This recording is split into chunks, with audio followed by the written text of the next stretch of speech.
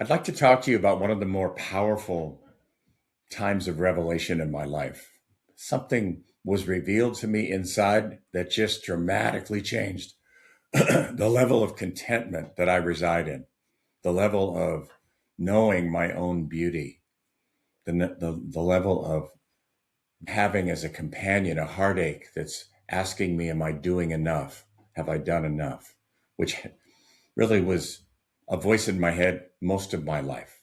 So here's how it came down. It was about almost 4 years ago now. I finished writing my book, published it, The Real You Leading Your Life from Your Authentic Self. Major accomplishment. I'd been invited for 10 years to write that, resisted, finally moved on it, got my best friend to help me as an editor. The book is really a remarkably solid, deep, rich, revelatory book. People comment all the time how much it helps them in their own journey. So I finished publishing the book, and about 2 or 3 weeks later, I became aware that I felt anxious. It's like there was this pressure building inside, like there was this voice. It's almost like a presence that said, well, you're familiar with that line, what have you done for me lately? It's like it started pushing me to do the next thing after the book, like start a workshop series or do a workbook that goes with the book. And it was pushing at me, very uncomfortable. So as what I've learned to do is have an inner dialogue within myself between different aspects. So the part that was just me, my heart, my love, my truth, just my beingness, had a conversation with the part that was anxious, that was pushing. And when I got over there and gave that place a voice to talk back to me, it said, yes, we're pushing because we have not done enough. We have not been successful in the eyes of God. God's not pleased.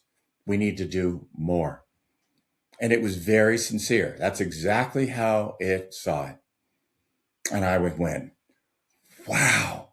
I was just astonished that a perspective like that could be so fundamentally anchored in my consciousness as a limitation, as a misinterpretation, because I immediately, from who I was, saw the fallacy that actually was not true. That was something I made up when I first started to enter into spirituality when I was 25. So I'm tracking it back. But I let that place know, I go, this is not accurate. Who we are is not determined by what we do. We can't earn our worthiness and our beauty. We are that. And it's essential to know that and not link it to any performance, anything out in the world, the eyes of anybody else, and certainly not to judge myself as enough or too little in the eyes of God. All that was ascribing things to God that had nothing to do with God. I mean, it was really quite a lollapalooza, but it was really affecting me. I'd been dealing with this voice. It's related to like a voice of unworthiness, not having stepped up and lived a full enough life or made a big enough contribution. So when I stepped in and said, that is not accurate, and I updated that place. That place was very grateful to not have the job of running that reality anymore and pushing in on me. It relaxed.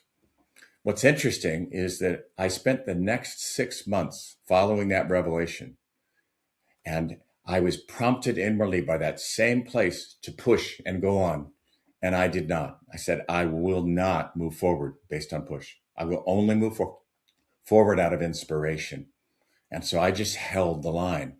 It's almost as if I was extinguishing that rationale and that response and making room.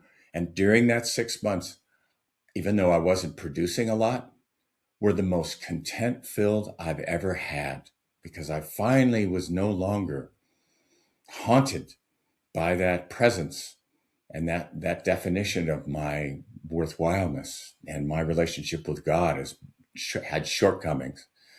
And since that time, which is now after that 6 months, I started to learn how I could do things and I could move forward. And I moved forward a lot on my practice and my work, and but not from trying to earn, not from trying to be enough, compensate what I haven't done. None of that. Simply, what do I enjoy?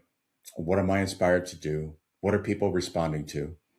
But the thing I want to just tell you is the contentment that I've experienced since that moment when I saw that falseness and was able to liberate myself from being tethered to that.